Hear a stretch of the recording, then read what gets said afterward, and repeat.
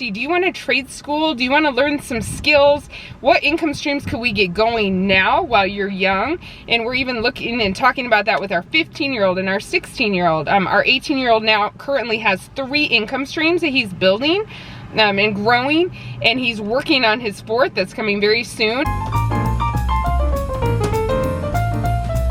Hey guys, welcome back to another video. Today we are going to talk about homeschooling and something really crazy we did last year, or this past school year. And we wanted to give you guys an update and let you know how it went, what we thought about it, the good and the bad, and what our plans are for next year really quick. So today is actually really appropriate that we're filming this because we just picked up our son's graduation announcement. What? Can you believe we have a graduate?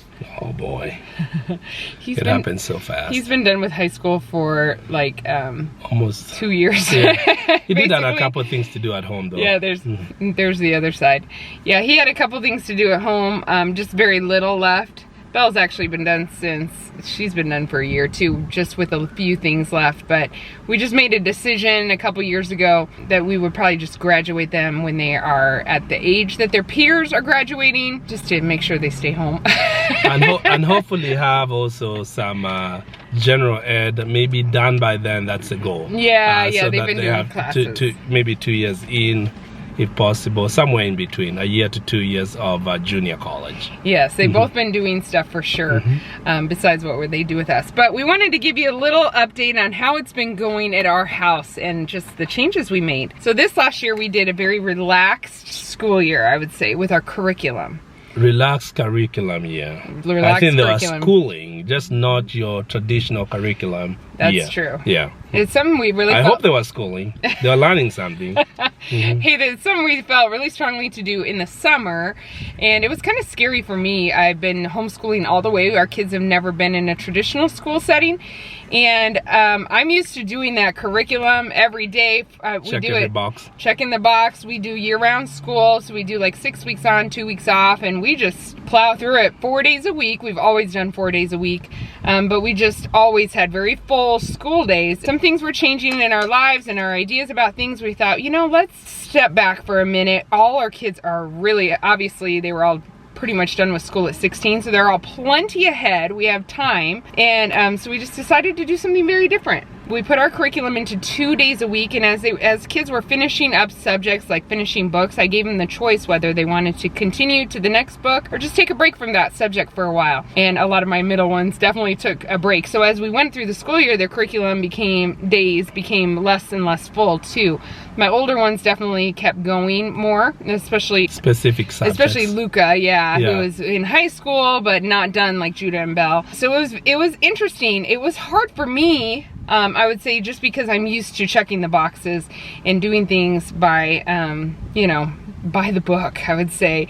I was taking some notes from unschoolers, particularly unschoolers that really focus on their kids, like getting school in different ways, not like video game schooling or being in front of the TV at all, but like ones who are letting their kids get life school. Imagination, learning through life. So we had a few goals. I remember we talked about it a little in maybe one video, but our goals were really a lot of family time. We wanted to do a lot of field trips, and we wanted to do time for personal development. So I would say we did get a lot of family time. I especially had a lot of time with the kids. I had a baby during the year, and it was a lot more relaxed, our school days. I enjoyed them, or our regular 4 days that we would normally do school.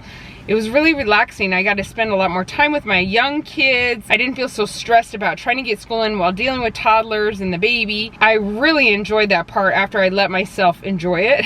Yeah. So I would say that was really good. We added in a few things in our evenings when Solo's home more. Like we had a teen night where we spent time just with our teenagers and our middle kids that weren't in bed yet. They would just watch a movie together. And then we had a kid night where we tried to spend time just with our middle kids when our big kids were off at something else. And we implemented a date night, and we haven't always kept that up, but that really is awesome. We love that. Keep trying to keep that up, and just different things like that would be more intentional time. Intentional family time. So that was good. The field trip thing, that was going good for a while. Then winter and new baby hit, and that kind of plummeted, but I would call the Kenya trip a good field trip. So even when we went to Kenya this year with the oldest kids, it was a lot easier. It was a lot easier to make a last minute decision and didn't have to cancel a lot as far as their schedule was concerned. And you know, we also focused in that trip to make it very educational too, as well with the old kids. We deliberately did things that were adding to their knowledge, whether it's cultural, geographical, political, and stuff.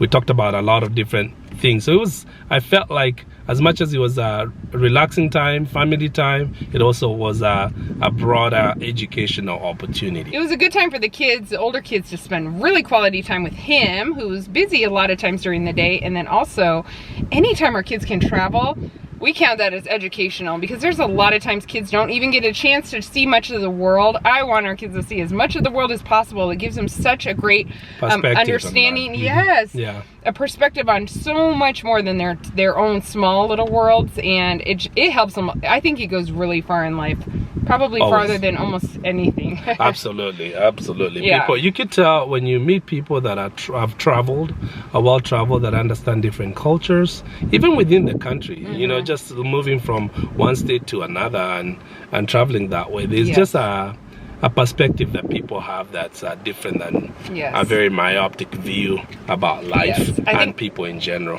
Absolutely. It helps in leadership skills, because you understand that people come from different places and it's not just your own perspective. Yeah. And it also reminds you how your perspective alone in itself, in isolation, is very small relative for all of us. Yeah. So in the third area we wanted to focus on was personal development, which we'll talk about in a minute. For our youngest kids, I mentioned already, it was very good with a new baby this year. It's been good to do more of a gentle approach. I have a couple of young readers that are learning, and I've enjoyed the gentle approach. It's been harder for me because in some of them, maybe they're not reading strongly as young as some of my other ones did earlier, but I'm reminding myself, you know, they catch up. It clicks at some point, and I'm just waiting for it to click for them. And so it's been good. I've said it several times now, but it's been a mindset change for me that I've known mentally. I've read it many times, but I've had to just, okay, take a deep breath. This is They don't have to read when they're 2. It's okay. That's right. I wasn't that bad, but it's been so good overall. It's been so good. So on the days off, I noticed our middle kids, they have no problem finding things to do. They go off and play. Yeah. You rarely ever hear, "I'm bored." I have not. I've been listening for like the "I'm bored." No, it does not happen. It does not happen with our middle kids, and I'm so thankful for that. I feel like they'll look back at their childhood and say that they just had a great childhood. You know, our kids, they play. They know how to play. They use their imaginations, their creativity, and I think that kind of stuff develops leadership skills a lot. Yes. We've been focusing with all our kids, especially our middle ones and older ones. We've been talking a lot about focus and how when we get, we let them use some electronics, but we minimize it a lot. But as they get older, we want to teach them how to control it in their own lives. It's something how to have electronics and not have electronics have them. Yeah. And that's the thing to Yeah, and we all know that many adults, maybe some of us even, we don't have that good balance in our lives, and there's something to be said about the ability to focus, and I think that is a dying skill in our age. And so we really want them to be able to focus, just to be able to focus to read a book for a long time. As you check your watch. No, I want to make sure the kids don't need me. No, I know, I'm just kidding. No, but anyway. It's true though, we have a lot of distractions in our life, and so for them to be able to focus is really important. And I think that time to play and time to just read and read. I noticed some of my older kids spent so much time reading. My older boys, they read and read and read with their extra time. And Belle, I saw her get into a lot of creative things that she wasn't even doing before and didn't even have an interest in before. So I think that extra time has been good. We also noticed with the extra time for us, it was also a great perspective to observe things that when you're on the rat race, you don't see it. So true. And so there's some specific holes that we were able to identify when it relates to specific kids that we're like, wow, hey, they're gonna need a little bit more attention here. It's giving us a much clearer view into what kind of input or help they're gonna need in certain areas that would have gone unnoticed had we been doing the rat race. Yes, just by going by road. Going by road. Yeah. So we just noticed a couple of things. I think they became more magnified because it became so obvious. Hey, we need to kind of help coach through these specific holes in their lives, which is great too. So sometimes we don't notice things because we're just busy going through the motions and going through the checkbox and stuff. And so that was another added addition, Yeah, so true. And then we also wanted to focus on some life skills, which we've done some of those. We've showed a few of them. It's something that we're going to keep in our school for sure. With some things, we were a lot more ambitious than we were able to, So, we think we'll be able to do this. Yeah, we had a big list. But we also had a year of a new baby. So that kind of changes how much you're able to do with certain things. Do you think that was a success? Yeah, absolutely. Yeah. And I had more time to learn some things myself. Like I learned canning and I learned different things, kitchen skills, and the kids came along with me and learned them as well without me even saying, okay, now you have to learn this. Yeah. And so we actually learned a lot of life skills. We're going to continue that. That is not something that we're going to stop. We're going to make time for it in our lives. So, So I want to talk about, before we go, I just want to give you briefly what we're planning and what we're thinking for the next year. Are we going to do the same thing?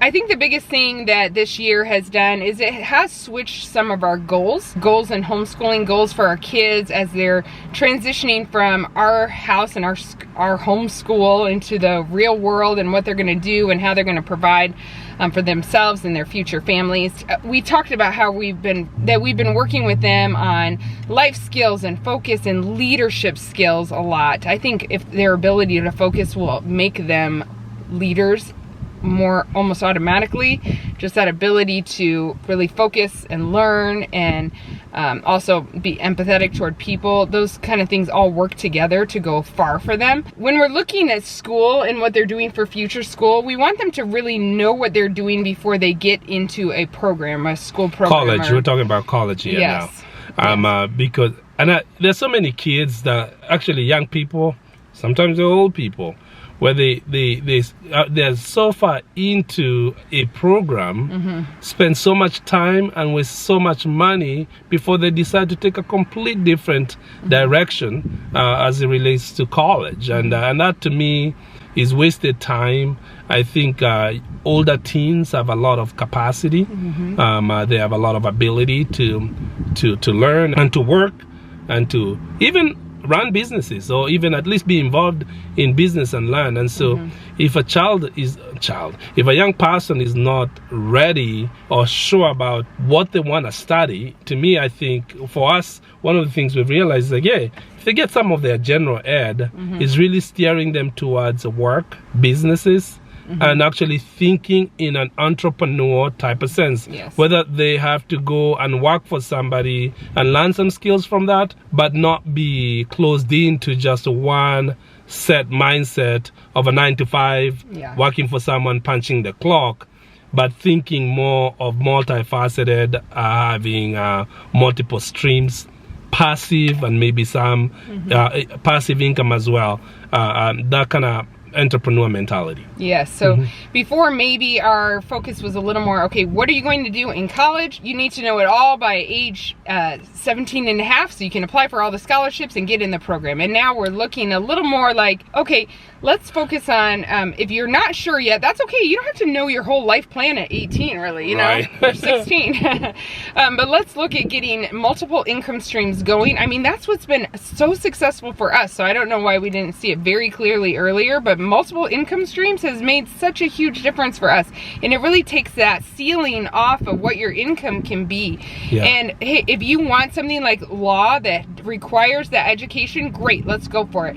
But it's okay to look around and see, do you want a trade school? Do you want to learn some skills? What income streams could we get going now while you're young? And we're even looking and talking about that with our 15-year-old and our 16-year-old. Our 18-year-old now currently has 3 income streams that he's building and growing, and he's working on his 4th that's coming very soon. And so those things are going to help him be very successful, and it really has helped him think differently about what's happening in the future.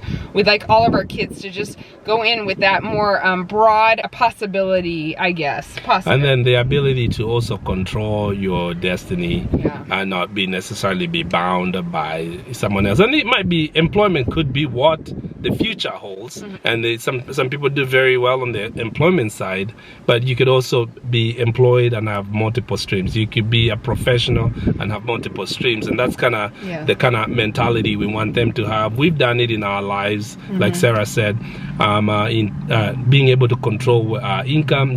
We work for what we make, but we work with people. We don't work for people per se. You know? And it's given us so much flexibility with our time and our ability to spend time with our family. And so we talk about that with our kids too. What do you really see? Like, what would you like to see your family? We don't always get to plan what our family is going to be like, but think about all those aspects and what kind of time do you want to have for your family?